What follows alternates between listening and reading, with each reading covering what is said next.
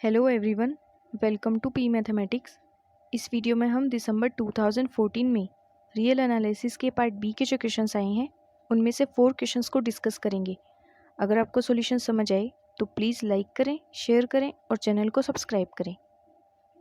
देखिए first question, let b n and c n be sequences of real numbers, then a necessary and sufficient condition for the sequence of polynomials f n x equal to b n x plus c n x square to converge uniformly to zero on the real line is, first option में है limit n tends to infinity bn equal to zero and limit n tends to infinity cn equal to zero.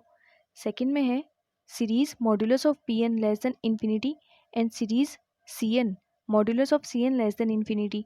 Option third में है there exist a positive integer n such that bn equal to zero and cn equal to zero for all n greater than n।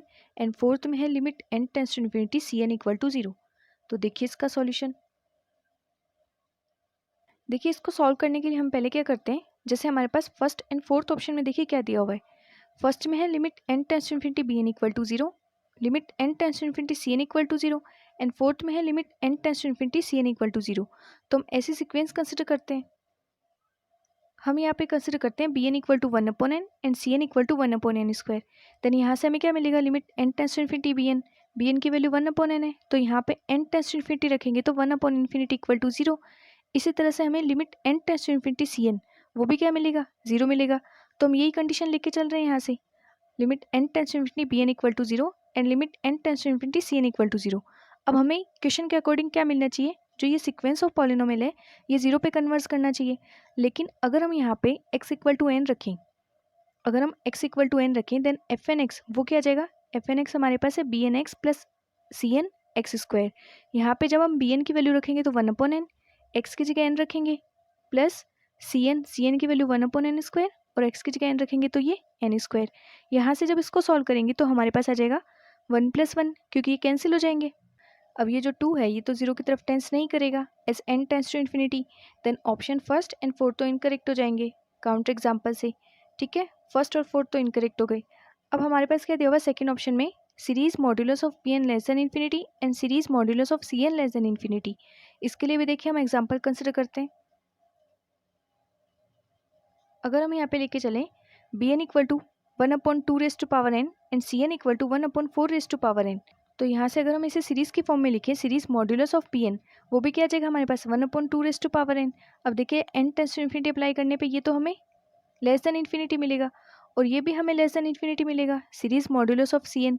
लेकिन अगर हम यहाँ पे x equal to 2n रखते हैं तो हमें क्या मिलेगा, f n x equal to 1/2n into 2n plus 1/4n into 4n।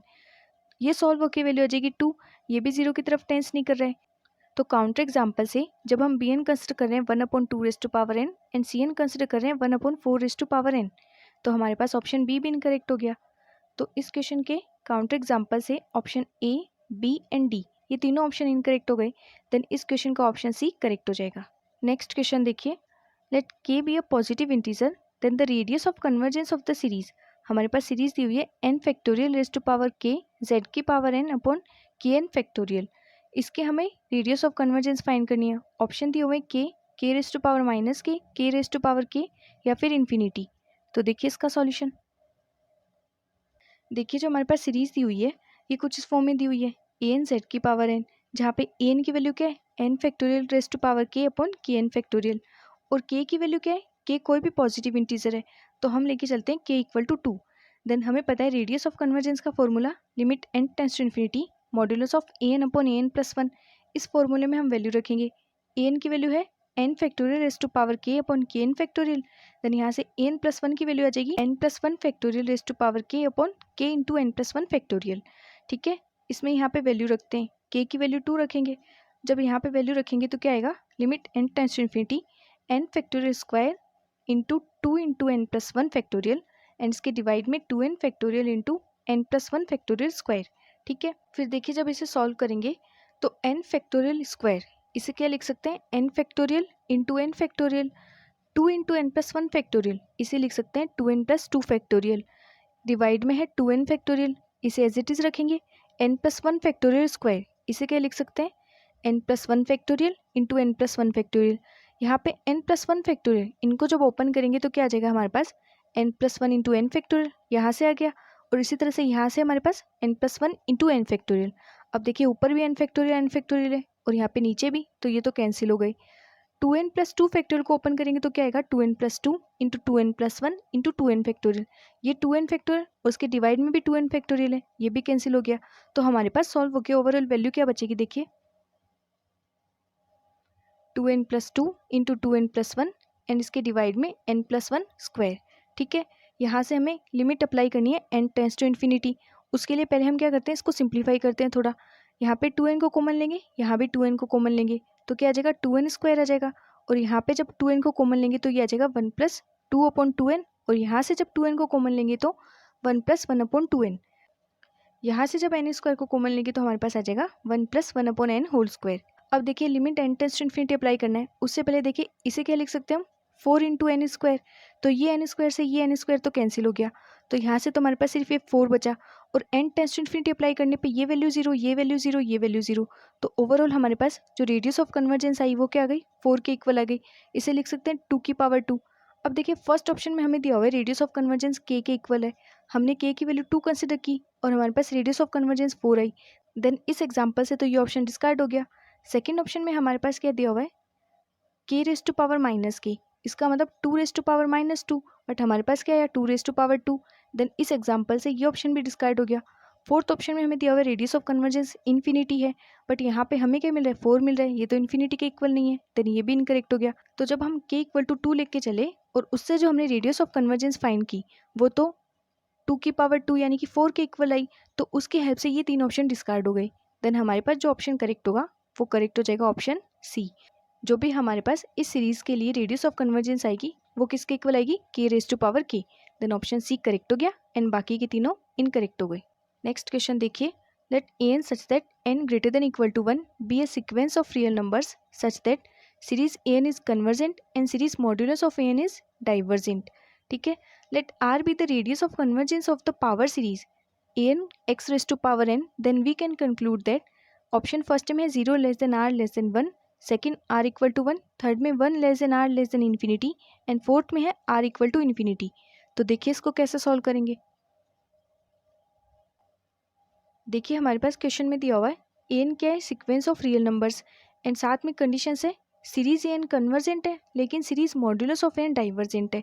तो हम देखिए यहाँ पे एक सीरीज कंसिडर करते हैं -1⁻n/n। इस एक एग्जांपल की हेल्प से हम 3 ऑप्शंस को डिस्कार्ड कर सकते हैं। हम यहाँ पे क्या लेके चल रहे हैं series N equal to -1⁻n/n। अब हमें पता है ये जो सीरीज है ये कन्वर्जेंट होती है बाय लेबनीज टेस्ट। ठीक है, ये सीरीज कन्वर्जेंट होती है, लेकिन इसका मॉड्यूलस क्या आएगा 1/n। ये तो डाइवर्जेंट होती है बाय पी टेस्ट। तो हमने कुछ इसी तरह से जो हमारे पास क्वेश्चन में इंफॉर्मेशन दी हुई है उसके अकॉर्डिंग हमने एग्जाम्पल कंसिडर किया। लेकिन यहाँ से देखिए हमारे पास पावर सीरीज की फॉर्म में जब हम इसे लिखेंगे तो क्या आएगा हमारे पास सीरीज an x⁻n वो क्या आ जाएगा -1⁻n/n। फिर देखिए हम इसकी रेडियस ऑफ कन्वर्जेंस फाइंड करते हैं, तो फॉर्मूला हम अप्लाई करते हैं 1/r equal to limit n tends to infinity supremum of modulus of an⁻1/n, या फिर r इक्वल टू 1/लिमिट n tends to infinity supremum modulus of an⁻1/n। ठीक है, तो यहाँ पे वैल्यू रखेंगे, an की वैल्यू हमारे पास है -1/n/n। फिर इसकी पावर जब हम 1/n करेंगे तो हमारे पास वैल्यू क्या बचेगी, क्योंकि मॉड्यूलस में आने पे ये माइनस तो प्लस हो जाएगा, तो वैल्यू आ जाएगी 1/n और इसकी पावर में 1/n। इसको सॉल्व करेंगे और लिमिट अप्लाई करेंगे तो वैल्यू आ जाएगी हमारे पास 1। तो रेडियस ऑफ कन्वर्जेंस हमारे पास क्या आ गई 1 के इक्वल। देन ऑप्शन देखिए,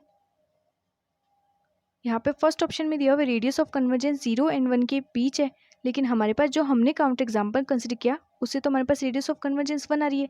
देन काउंटर एग्जाम्पल की हेल्प से हमारे पास फर्स्ट ऑप्शन इनकरेक्ट हो गया।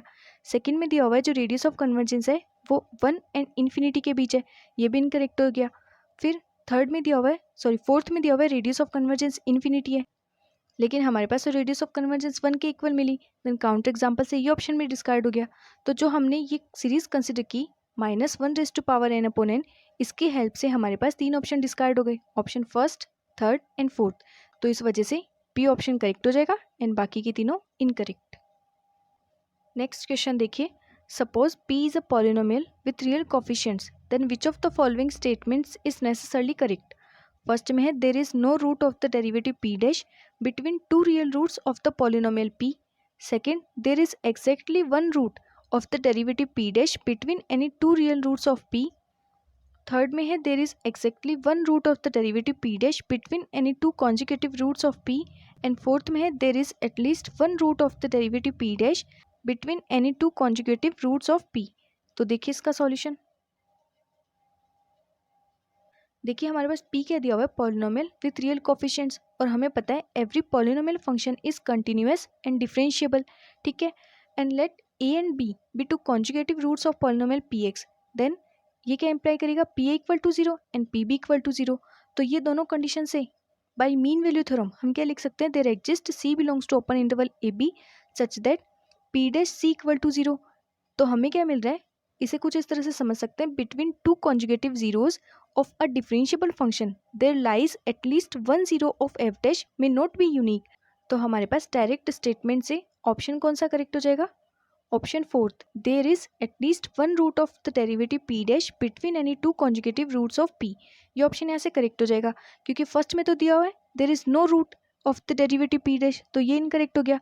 सेकंड में दिया हुआ है एक्जैक्टली वन, थर्ड में भी दिया हुआ है एक्जैक्टली वन, बट हमें तो क्या मिला एटलीस्ट वन, तो एटलीस्ट वन इसका मतलब वन से ज़्यादा भी हो सकते हैं। देन बी एंड सी भी इनकरेक्ट हो गए, तो इस क्वेश्चन का ऑप्शन डी करेक्ट हो गया एंड बाकी के तीनों इनकरेक्ट हो गए।